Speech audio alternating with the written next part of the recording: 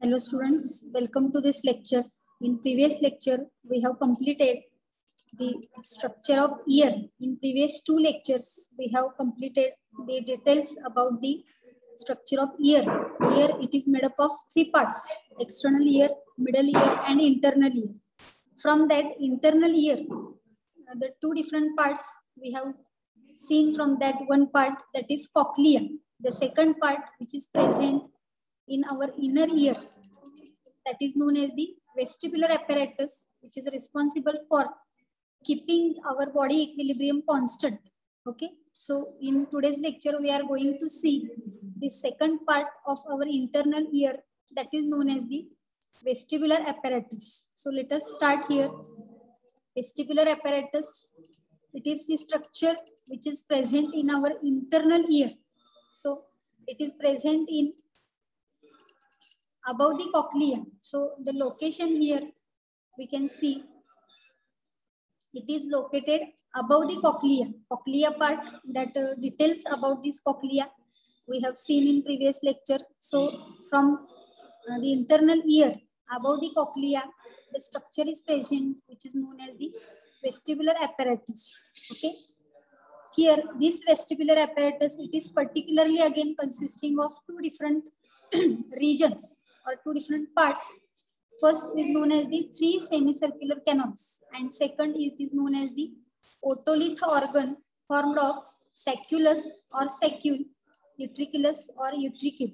So these are the two parts which are present in this vestibular apparatus. First is known as the three semicircular canals, and second otolith organ, which is made up of particularly these two regions, sacculus and utriculus. So let us see here in the diagram what is the structure of vestibular apparatus. So you can see here, this is the particular diagram of this internal ear, which is having two parts: the cochlea. This part is known as the cochlea. The detailed structure we have seen in previous lecture. And this above part, above the cochlea, this particular part, it is known as the vestibular apparatus, which is showing two parts. First is known as the semicircular canals. You can see here three semicircular canals are present.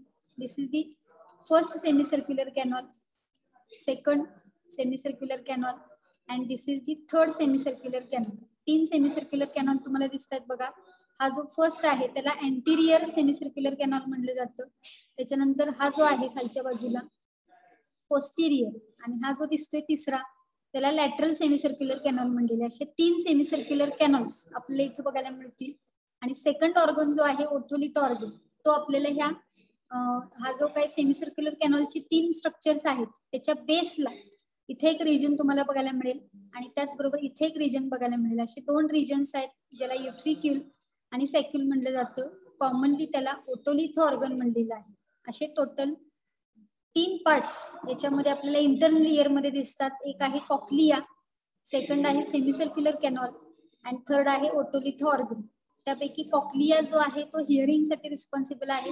In previous lecture we have seen the details about the cochlea, and these two particular parts, semicircular canals and otolith organ, these two are responsible for maintaining our body posture erect or body equilibrium constant. So the details of the semicircular canal and otolith organ that we have to see here in this lecture. So this is the location of this vestibular apparatus having two structures.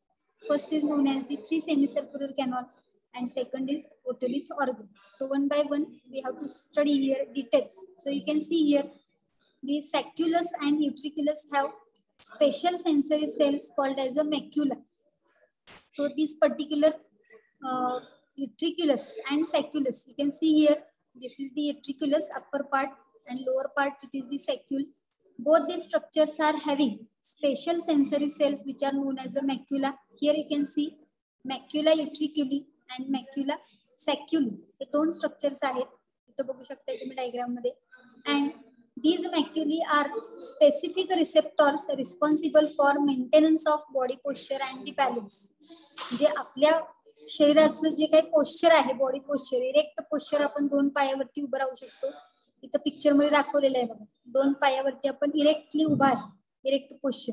हे कशामुळे शक्य आहे तर ह्या मॅक्युलावरती काय specific receptors आहेत which are responsible. So here you can see These are the special hair cells present on this maculae, and here the particular supporting cells, otolith cells are present, otolith membrane is present, which is responsible for maintenance of our body posture and the body balance. Okay, and here you can see दुसरा picture तुम्ही बघू शकता की तो माणूस खाली वाकून टोपी घ्यायला लागलेला आहे. ज्या वेळेला आपण खाली वाकून टोपी घेतो त्यावेळेला ग्रॅव्हिटेशनल फोर्स नुसार हे मेम्ब्रेन आणि ह्या मेम्ब्रेन वरती असणारे जे सेल्स आहेत त्यांचं स्ट्रक्चर कसं बेंड झालेलं आहे तुम्ही बघू शकता. ज्या वेळेला आपण खाली वाकतो त्यावेळेला हे असं बेंडिंग होतं, त्यामुळे आपला बॉडी पोश्चर जो आहे, बॉडी बॅलन्स जो आहे तो व्यवस्थित राहतो आपण खाली वाकून जरी काम करत असलो तरी.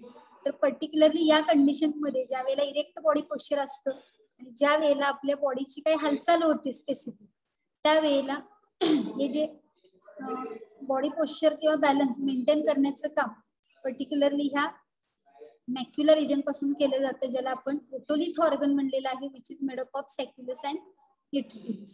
Okay, this is the first part, utriculus and sacculus. Now the second part, that is the semicircular canals. So here the bases of semicircular canals have swelling called as a ampullae. Each semicircular canal, it is showing base which is showing the swollen region, and that swollen region it is known as the ampullae, and these ampullae are showing sensory hair cells which are called as a crista ampullaris, which help in body equilibrium. So here the base of semicircular canal, it is swollen, fuglela asto, that is known as the ampullae, and this ampullae region is showing sensory hair cells. These sensory hair cells are called as a crista ampullaris, which is helping in body equilibrium. So you can see here in the diagram. So this is the semicircular canal. हा first सेमिसर्क्युलर canal आहे, हा second सेमिसर्क्युलर canal आहे आणि हा third आहे. या तिन्ही सेमिसर्क्युलर कॅनॉलची जे बेसेस आहेत पर्टिक्युलरली, हे बेसेस तुम्ही बघू शकता, याला अँप्युली म्हणलेला आहे. इथं एक बेस दिसतोय तुम्हाला, इथं हा एक सेकंड बेस दिसतोय, थर्ड बेस आहे. आणि त्याचं जर आपण डिटेल्स बघितले तर this is the structure of crista ampullaris. हा स्वोलन बेस आहे आणि ह्या स्वोलन बेस वरती हे क्रिस्टा एम्प्युलॅरिस स्ट्रक्चर आहे. And this particularly crista ampullaris is showing such type of hair cell. या तिसऱ्या डायग्राम मध्ये बघू शकताय, such hair cells are present on this crista ampullaris region, and these sensory hair cells are responsible for maintaining our body equilibrium, and this is the function of this semicircular canal. Okay, so both these parts, utricule and saccule, that is otolith organ, and semicircular canals are responsible for maintaining our body posture, body balance, and body equilibrium. That we have to remember. Okay. This is the another structure, vestibular apparatus. In detail, you can see here. This particular region, it is known as the utricule. This particular region, you have known here saccule. Both these are having structures called as a maculae, having sensory hair cells, and this is anterior semicircular canal, this is lateral semicircular canal, and this is posterior semicircular canal. Both of these, out of these three semicircular canals, all the semicircular canals are showing swollen base. This swollen base, it is known as the ampullae, and this ampullae is having crista ampullaris region. And from this vestibular apparatus, a nerve is arising, that is known as the vestibular nerve. You can see here, one from the semicircular canal and one from the otolith organ. So two vestibular nerves are there, and in previous lecture we have seen cochlea, hearing apparatus. From that one nerve is arising, that is known as the cochlear nerve. असे एक cochlear nerve जी आहे ती hearing साठी responsible आहे, आणि दोन vestibular nerves आहेत, एक सेमिसर्क्युलर कॅनल पासून बाहेर पडते आणि एक otolith organ, utricle किंवा saccule पासून बाहेर पडते. ती वेस्टिब्युलर नर्व काय फंक्शनिंग करते, तर it is keeping body balance और keeping body equilibrium, and cochlear nerve is functioning for hearing. या पद्धतीने ear, it is acting as hear statoacoustic organ, which is responsible for hearing and also responsible for maintaining body equilibrium और body posture. Okay, now the next point here related to this ear. The complete structure of ear we have completed here, but the next point here that we have to see, that is the mechanism of hearing.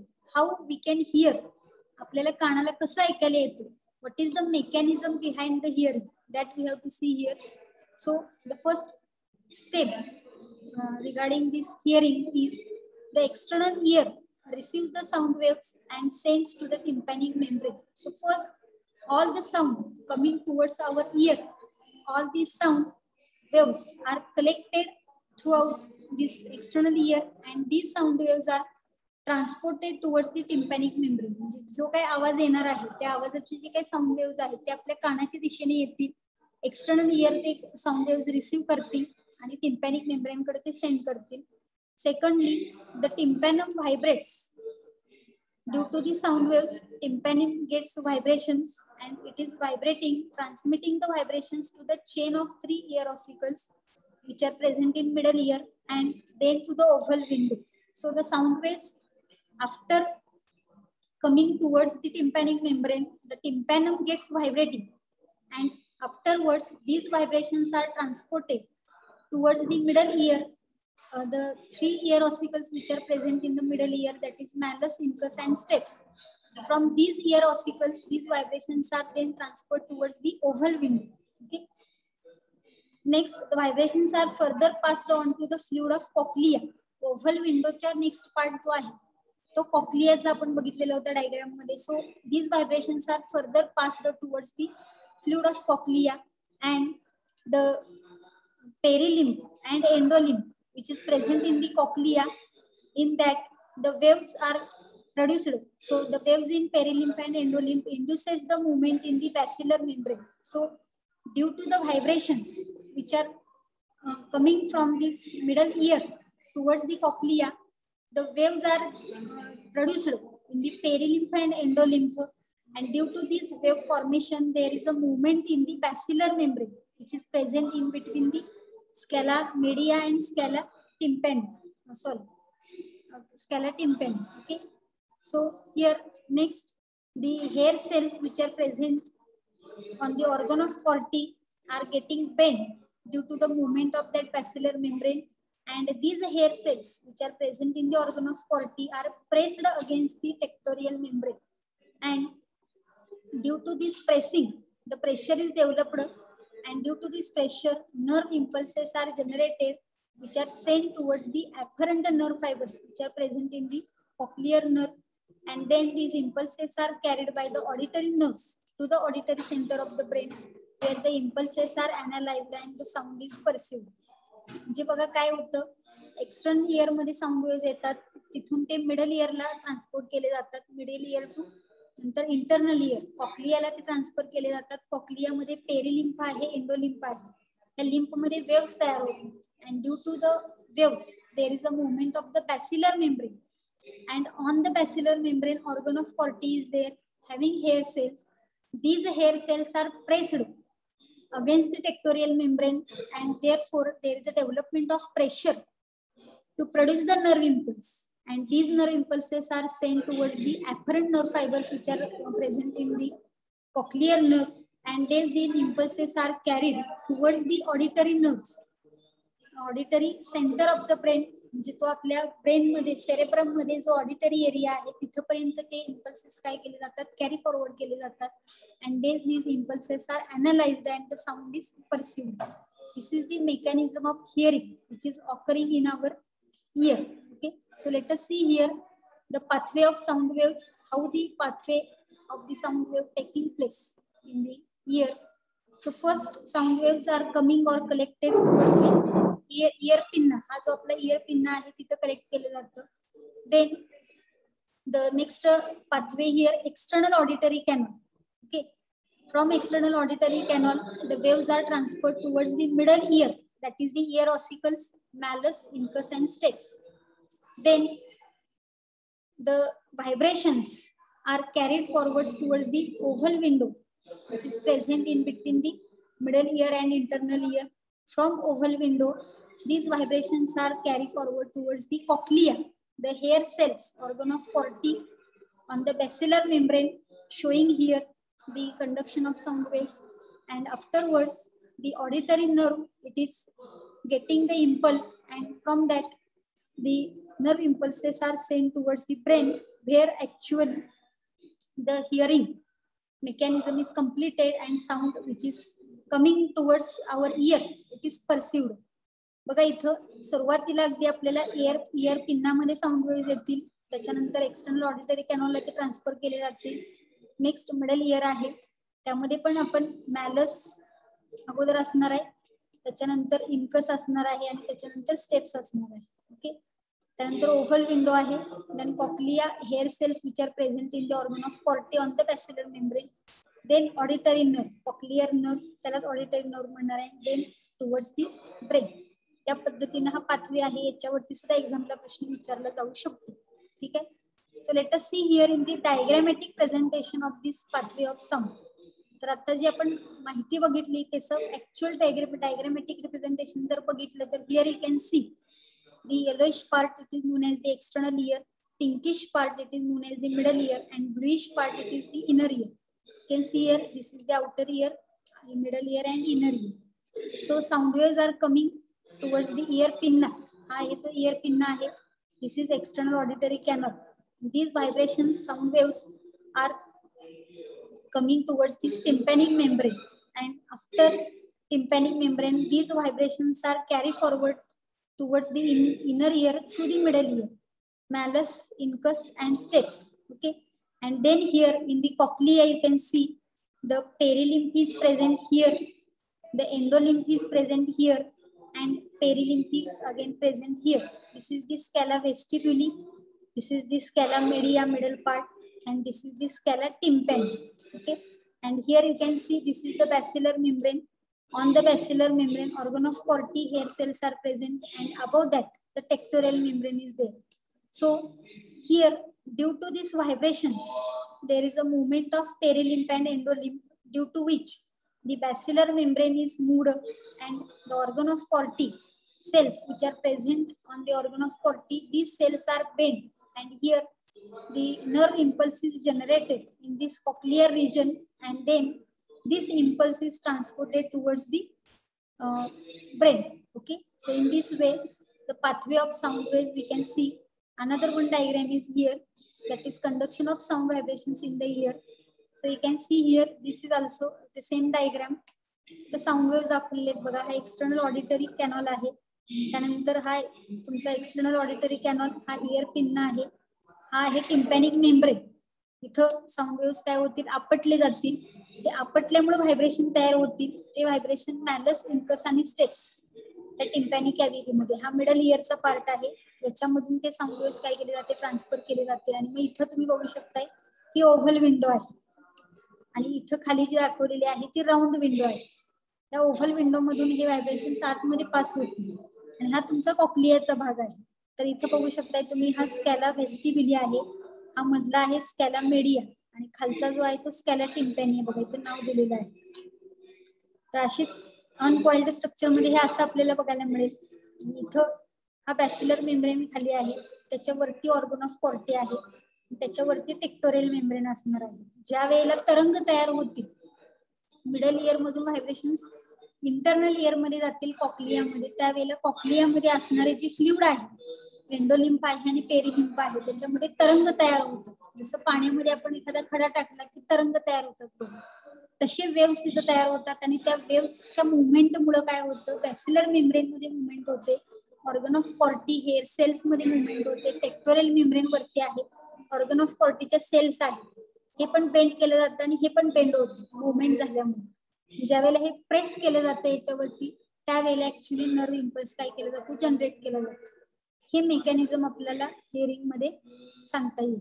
Okay, समजलेत का? कुणाला काय अडचण आहे बघा इथं. तर related to that some questions are there that we have to discuss. You have to read the question and give the answer. In last NEET exam the question was asked here, match the column type of question is there, match the following columns and select the correct option. So in column first the parts of ear is given, and in second location of that part is given, and you have to match the column. So what will be the answer here?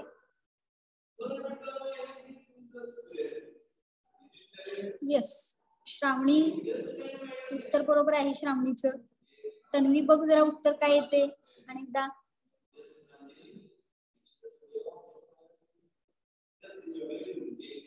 Yes, रोशनी बरोबर आहे, रुद्राक्ष बरोबर आहे, सार्थक बरोबर आहे, अपूर्वा सोनम बरोबर आहे. So let us see here, organ of Corti located on the basilar membrane. बरोबर, ए उत्तर इथे येईल. Cochlea, coiled part of labyrinth. याला बीच उत्तराला बी ला बीच येणार आहे. Eustachian tube connects middle ear and pharynx. C उत्तर येईल. आणि stapes attached to the oval window. याला डी ऑप्शन येईल. मग असं सांगणारा पर्याय कुठला आहे? ए ला चौथा, बी ला दुसरा, सी ला, डी ला. So fourth option will be here correct answer. Okay. तर या पद्धतीने मॅच द कॉलम चे प्रश्न सुद्धा एक्झाम मध्ये विचारले जातील. Next question here.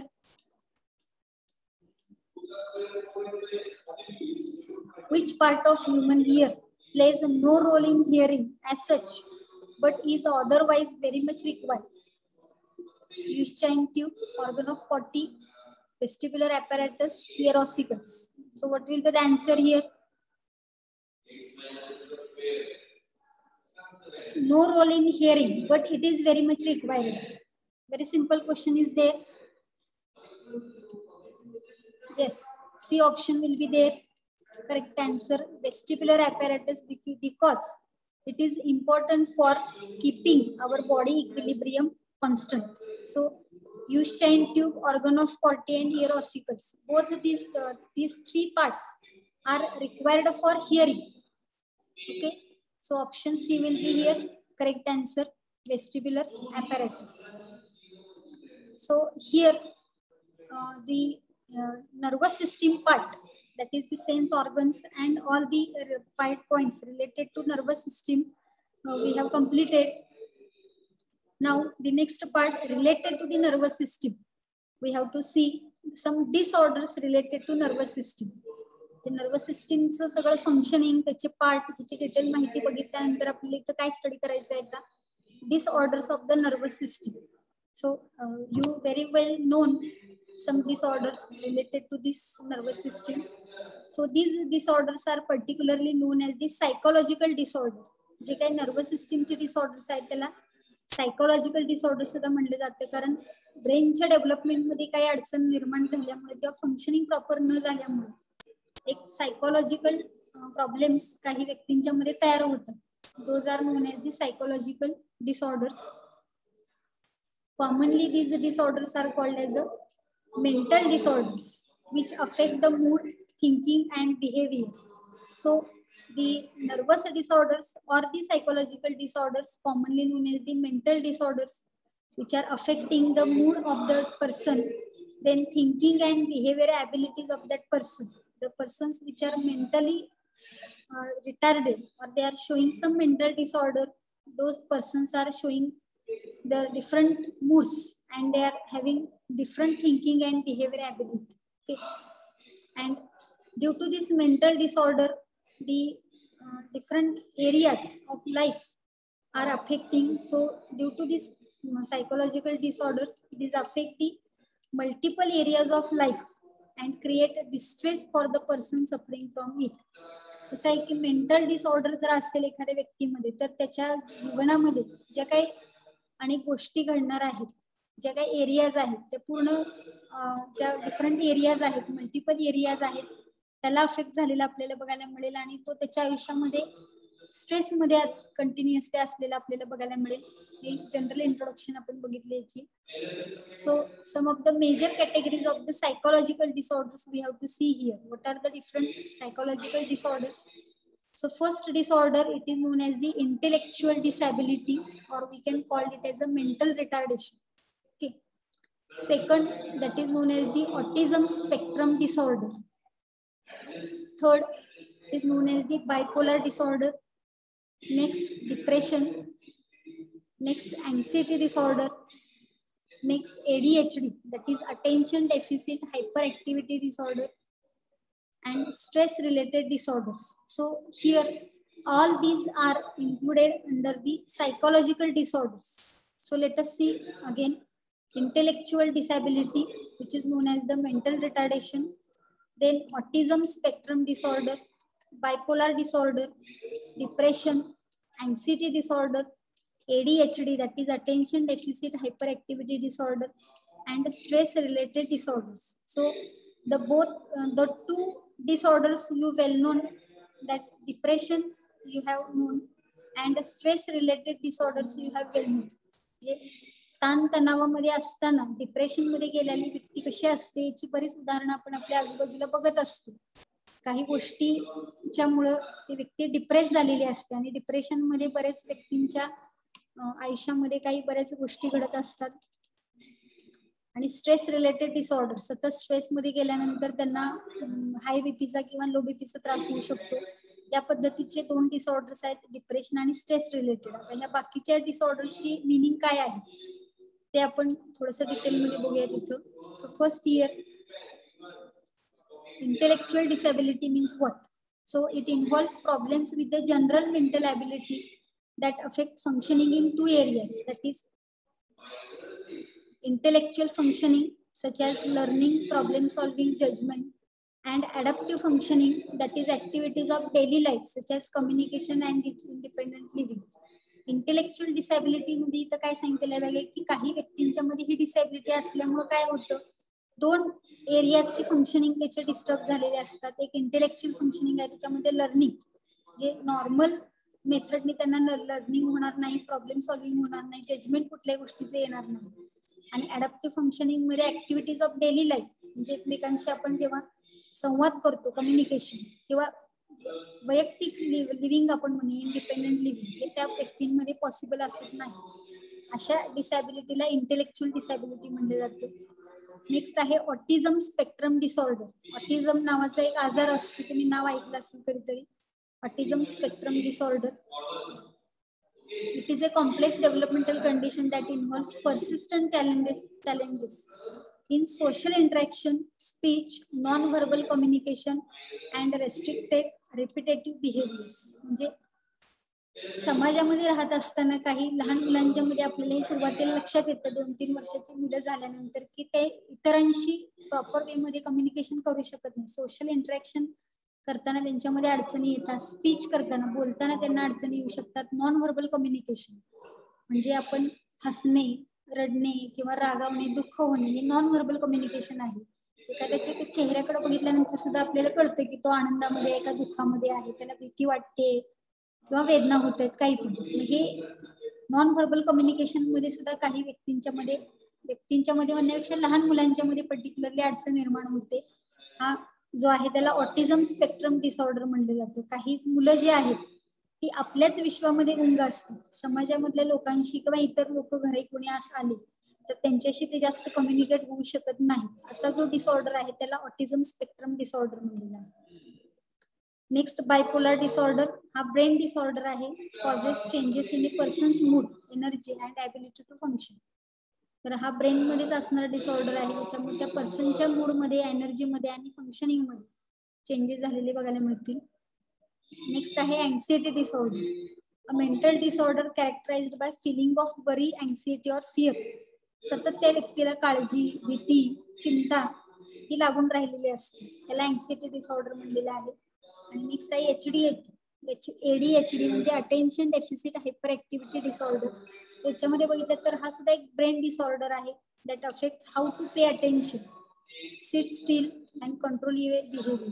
हा सुद्धा एक ब्रेनशी रिलेटेड डिसऑर्डर आहे की जो एखाद्या व्यक्तीजवळ गेल्यानंतर तिथं अटेन्शन पे करू शकत नाही किंवा व्यवस्थित तिथं बसणं, बोलणं, एक स्वतःचं बिहेवियर असतं आपलं. 4 चौघांच्या मध्ये ज्यावेळेला आपण वावरतो, समाजामध्ये ज्यावेळेला वावरतो, व्यवहारिक जगतामध्ये, त्यावेळेला प्रॉपर त्यांच्यामध्ये आपल्याला अटेन्शन बघायला मिळत नाही, प्रॉपर त्यांचं बिहेवियर आपल्याला बघायला मिळत नाही.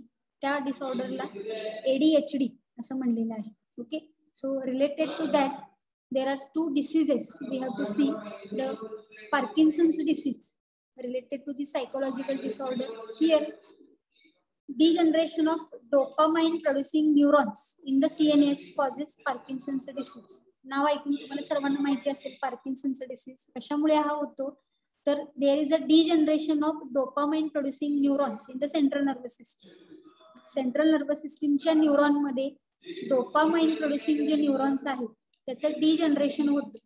त्यामुळे हा आजार झालेला आपल्याला बघायला मिळतो. Symptoms develop gradually over the years. सुरुवातीच्या काळामध्ये सिम्पटम्स अगदी कमी प्रमाणामध्ये असतात, पण जशी जशी वर्ष निघून जातील तशी सिम्पटम मध्ये वाढ झालेली बघायला मिळेल. Symptoms are here tremors, stiffness, difficulty in walking, balance and coordination. म्हणजे बॅलन्स जातो त्यांच्या शरीराचा, त्यांना व्यवस्थित चालता येत नाही, डिफिकल्टी होते, कोऑर्डिनेशन राहत नाही. त्यांच्या शरीरामध्ये डिफरंट ऑर्गन्स आहेत, त्यांच्यामध्ये कोऑर्डिनेशन राहत नाही. ट्रेमर्स, स्टिफनेस, स्टिफनेस म्हणजे कडकपणा येतो त्यांच्या शरीरामध्ये, जॉईंट्स मध्ये. ट्रेमर्स म्हणजे एखादी हात आहे समजा त्या व्यक्तीचा, तर तो असा हलतच राहतो. काही व्यक्तींचे हात बघा थरथर कापत असतात किंवा बॉडी त्यांची थरथर कापत असते. तो जो आजार आहे किंवा ते जे लक्षण आहे ते पार्किन्सन डिसीजचं असू शकतं. So here you can see the picture. Here showing the Parkinson's slowed movement आहे, रिड्युस्ड आर्म स्विंग आहे, म्हणजे हाताची हालचाल जी आहे, हात वर करतो खाली करतो आपण ते. मास्क लाईक फेस होतो तिथं. फ्रीजिंग कंडिशन आहे. पोस्चरल इनस्टॅबिलिटी, दोन पायावर सरळ ताठ उभं राहता येणार नाही, या पद्धतीचे सिम्पटम्स बघायला मिळतील. सो ट्रिमर्स म्हणजे बघा दिलेला आहे abnormal repetitive shaking movement of the body. म्हणजे फॉर एक्झाम्पल हाताचं घेतलं तर हात अशी कंटिन्युअस त्यांची हालत राहणार आहे, स्थिर राहणार नाही, तर त्याला ट्रेमर्स म्हणलं जातं. त्यामुळे कुठलंही काम करता येणार नाही त्यांच्या हाताने. किंवा एखाद्या बॉडीचा पार्ट असेल, मान असेल तर मान अशी हालत राहील, किंवा शरीर आहे ते शरीर असं हालत राहील, ती कंडिशन म्हणजे ट्रेमर्स आहे. Stiffness, inability to move easily, कडकपणा येतो, त्यामुळे इझिली शरीराची हालचाल होऊ शकत नाही. वॉकिंग मध्ये डिफिकल्टी येते, बॉडीचं कोऑर्डिनेशन पूर्णपणे बिघडलं जातं. या डिसीजला पार्किन्सन्स डिसीज म्हणलेला आहे. हा एक सायकोलॉजिकल डिसऑर्डर आहे किंवा मेंटल डिसऑर्डर आहे. ओके. नेक्स्ट डिसीज आहे अल्झायमर्स डिसीज. हा सुद्धा तुम्हाला माहिती आहे. Most common form of dementia, म्हणजे loss of memory, language, problem solving and other thinking abilities. Dementia म्हणजे विस्मरण होते, काही सुद्धा त्यांना आठवत नाही. लँग्वेज विसरते, प्रॉब्लेम सॉल्व्हिंग विसरलं जातं, अदर थिंकिंग ॲबिलिटी सगळ्याच लॉस हळूहळू झालेला बघायला मिळतो. And its incidence increases with age, showing the loss of cognitive functioning. म्हणजे सुरुवातीला कमी लक्षणं दिसतात, परंतु जसं वय वाढेल तसं याची लक्षणं वाढायला लागतात. लॉस ऑफ कॉग्निटिव्ह फंक्शनिंग म्हणलेलं आहे, म्हणजे thinking ability, remembering, reasoning and behavioural abilities, हे सगळे लॉस झालेले बघायला मिळतात. त्यामुळे डेली लाईफ ऍक्टिव्हिटीज ज्या आहेत त्या खूप त्याच्यामध्ये इंटरफिअरन्स आलेला आपल्याला बघायला मिळतो. या पद्धतीचा हा अल्झायमर्स डिसीज आहे. It occurs due to loss of cholinergic agents and other neurons in the central nervous system, accumulation of amyloid proteins, loss of cholinergic agents and other neurons in the central nervous system, न्यूरॉनच्या related disorder आहे. accumulation of amyloid proteins, याच्यामुळे हा Alzheimer disease झालेला आपल्याला बघायला मिळतो. There is no cure for Alzheimer's. अल्झायमरला कुठलीच क्युअर नाही आहे सध्या तरी, but treatment slows down the progression of the disease and may improve the quality of life. त्याच्यावरती काही ट्रीटमेंट आपण घेतली तर जे सिम्पटम्स आहेत त्याच्यामध्ये थोडंसं स्लो डाऊन झालेलं आपल्याला बघायला मिळेल, किंवा प्रोग्रेशन जे आहे डिसीजचं ते कमी झालेलं बघायला मिळेल, आणि क्वालिटी ऑफ लाईफ जी आहे ती इम्प्रूव्ह झालेली आपल्याला बघायला मिळेल. So in Alzheimer what condition observed that we have to see here.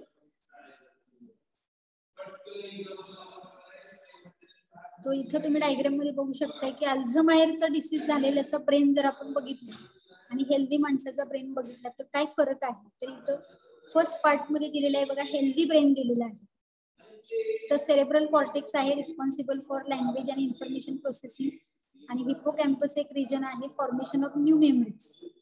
आणि त्या उलट जर आपण अल्झायमर डिसीजचा जर ब्रेन बघितला इकडच्या बाजूने तर तो कसा दिसतोय बघा. इकडं काय फरक दिसतोय का आपल्याला इथं अल्झायमरच्या डिसीज मध्ये. कॉर्टेक्स म्हणजे ब्रेनचं श्रिंकिंग झालेलं बघायला मिळतं थोडं. So cortex here shrivels, damaging areas involving thinking, planning and remembering. जे एरियाज आहेत जे इथे एवढ्या मोठ्या प्रमाणामध्ये होते ते एरिया कमी झालेला बघायला मिळते. वेंट्रिकल्स जे आहेत कॅव्हिटीच्या ब्रेन मधले त्या वाढलेल्या बघायला मिळतात बघा. ही कॅव्हिटी किती छोटी आहे, ती किती मोठी झालेली आहे. तर एक्स्ट्रा कॅव्हिटी तयार झालेली आहे, ही कॅव्हिटी एकदम छोटी आहे, ही कॅव्हिटी मोठी तयार झालेली आहे. हिप्पोकॅम्पसचं पण श्रिंकिंग झालेलं आपल्याला बघायला मिळतं. आणि ह्या एरियाजचं श्रिंकिंग झाल्यामुळे ऑटोमॅटिकली त्याच्या रिलेटेड जे फंक्शनिंग आहे ब्रेनचं ते ह्या व्यक्तींच्या मध्ये कमी झालेलं बघायला मिळतं. त्यामुळे विस्मरणासारखा आजार आपण त्या अल्झायमर डिसीजला म्हणतो. Okay. So this is all about the psychological disorders, and up to this point we have completed the half chapter of half point from this chapter, that is about the nervous system. From next lecture we are going to start the hormonal coordination. Okay, so less than 1 minute is there, we will stop here. The remaining point we will start here in the next lecture.